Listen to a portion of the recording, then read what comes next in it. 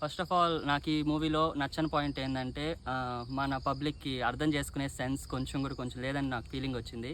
లేకపోతే సుజీత్ ఇంకా నెక్స్ట్ లెవెల్లో తీసుంటాడు మూవీని. సేమ్ సాహో లాగా అది బ్యాడ్ ఫీల్ కన్వే అంటే అంత మన వాళ్ళకి ఎక్కకపోవడం వల్ల కొంచెం చాలా బ్యాడ్గా వచ్చేసింది. కానీ అంటే బాగా వచ్చింది, సూపర్ వచ్చింది.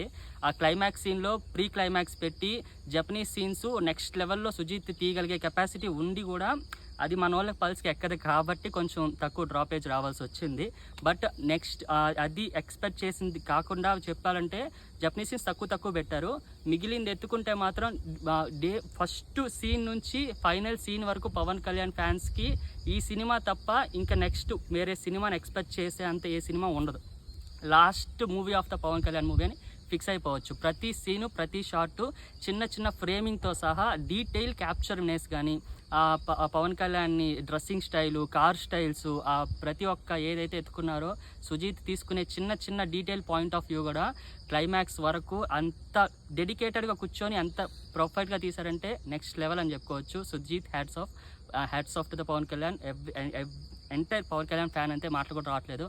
Pawan Kalyan is a next level and OG is one of the film of the Pawan Kalyan అని చెప్పుకోవచ్చు. అంత బాగుంది మూవీ. పవన్ కళ్యాణ్